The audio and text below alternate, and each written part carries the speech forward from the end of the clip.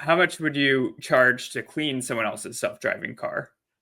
Ooh, cleaning someone else's car. No, thank you. I'm cleaning my own car is enough. Someone else's, no thanks. Hi, welcome to Reality Checks, the show where guests get to pick a topic and ask 1,000 Americans anything they want. YouGov runs the poll, and then we don't tell the results to the guests. They find out live with you. So today's guest is Adam Ragozzino, the principal analyst for automotive at Omdia, talking about autonomous vehicles, self-driving vehicles, but you don't cover those. So welcome Right, for that. exactly. And Yeah, why did we thank pick this you. topic? Me too. Can't wait to hear what happens.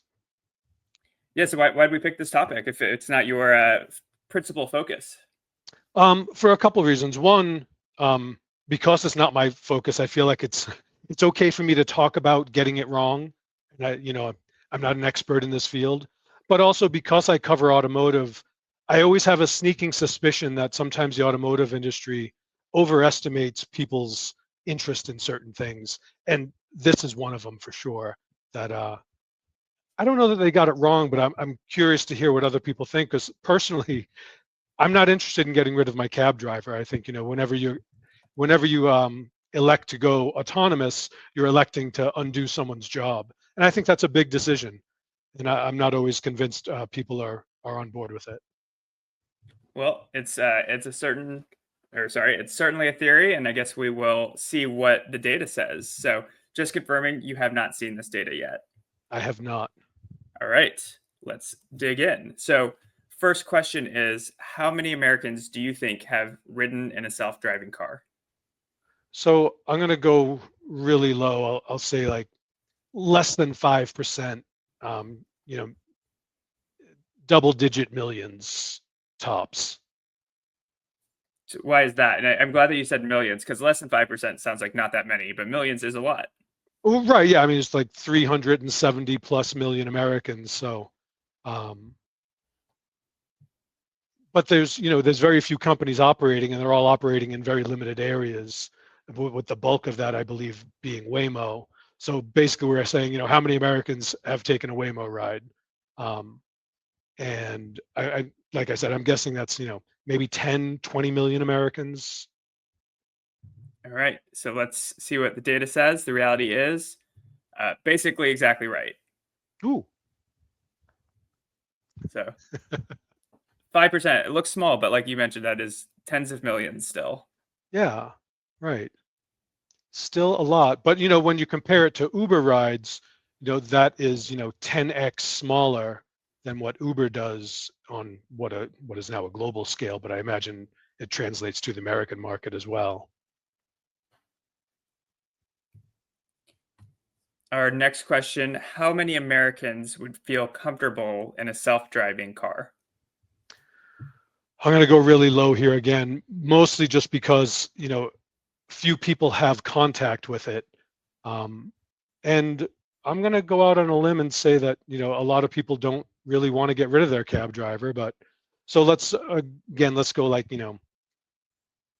5% of Americans, like something around 10 or, 20 million Americans, something like that. And I think my percent and numbers might be off, but forgive me the math.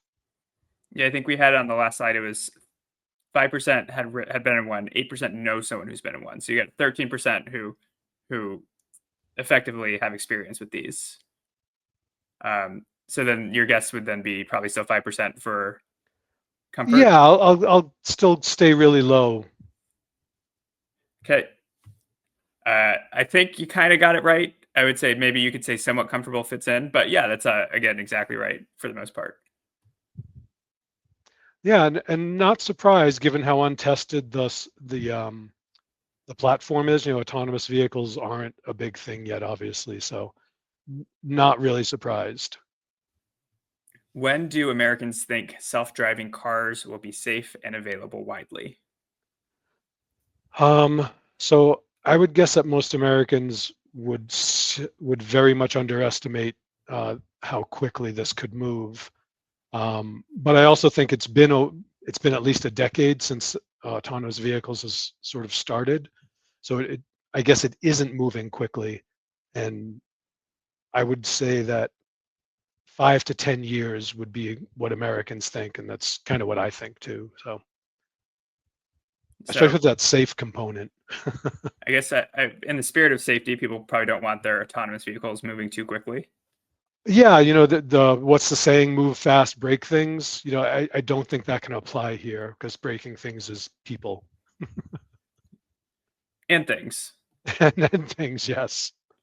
Well, so the guess is 5 to 10 years, and you think that that's what you think personally, but you also think that's what the Americans think as well. Yeah. Okay. I would say that's about right again. Yeah. I'd say more than 5 years for sure. And you've got 13% that says never. Right. Yeah. Well, the Luddites will never have it, which is fine. But So yeah, not surprising. who do you think is in the 10% within 3 years? We don't have that data shown here. We could pull it, but No, but I think that's a good question. It's there's always a component, and we saw this with EV adoption early on, that there's always a component of early adopters. These are the tech savvy people. They're less afraid of sort of the risk of trying new technology. They're more interested in the technology and may know more about it, and so may be more comfortable with it. So yeah, I think that's a really great number. Because I think it also corresponds with electric vehicle adoption, that we have this small component early on, very comfortable with it, whereas the mainstream consumers are much more pragmatic, less likely, less interested in the technology change, less comfortable with it, let's say. And also, they might also see a cost difference too, and might be less likely to use it if, it's more expensive. well, speaking of money, our next question, are people willing to rent out their self-driving cars? And I think when this was kind of the thing that inspired your idea initially, if I recall correctly. Yeah, and this goes back to before Tesla had started their rollout in Austin. One of their ideas was that having a self-driving car in everyone's driveway, when you're not using your own car, it would go off and rent itself out, and this would be income streams that people would be interested in. And I just don't buy that, based on the idea that, I mean, people already kind of have that ability with platforms like Turo, that you could rent your car out for ride sharing. And not everyone does that. Not everybody wants to rent out their car. And I think with the self-driving component, there's a whole host of other issues that sort of complicate the idea of renting it out. Not just like cleaning your car, but when it comes back, but also insurance, who's responsible for these things if something happens. So yeah, I don't see a lot of people willing to rent out their car when they're not using it. Yeah, because it's not a self-driving and self-cleaning car. That's right. That's right. And just based on the idea that, if everybody wanted to rent out their car, they could already, using platforms like Turo. And not everyone rushes to do that because there are cars and you buy them because you kind of want it. Not everybody rents out their house, on Airbnb. So I think the same thing applies here. Self-driving probably makes it a little more convenient. So maybe you'd see a slight bump, but everyone, the numbers that Tesla was talking about when they thought about self-driving for everyone and renting out these cars as this income stream everybody would want, I just don't buy it.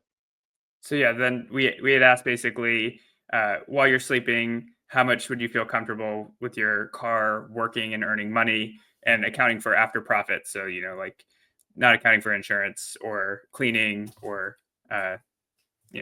typical charging, wear and tear. Sure. So how many people would you say like wanted extra money, and how many people didn't want the hassle? Oh, so I'd put it at less than 1 in 10. Less than 10% of people would want to do this. Less than 10% is the prediction, and That's... the reality is that 57% said that they would take money. I'm impressed. That's a lot.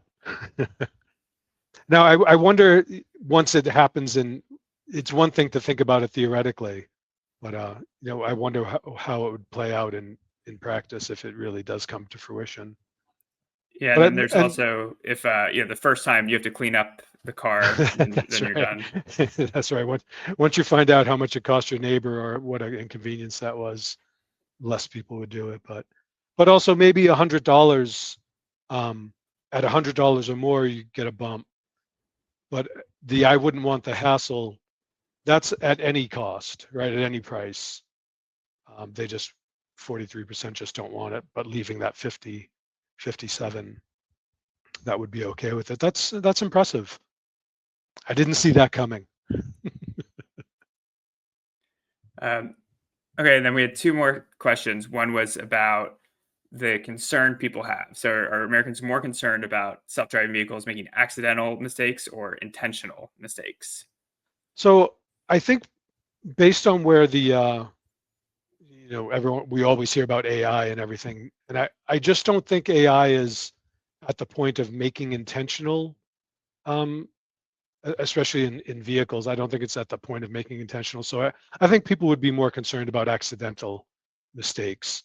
And we saw some of this in some of the video footage came back from Tesla with their recent rollout in Austin, but also we saw this with when GM had rolled out their self-driving vehicles, that we saw these accidental mistakes coming up. So I think that's more of a concern. And it is more of a concern. 69 versus 31%. Yeah, and I think that makes sense based on what we just discussed. That this is really where the technology is at. I don't think it's so smart to make devious intentional mistakes. Well, our final question, and this is kind of the intentional mistake, is disobeying the passenger.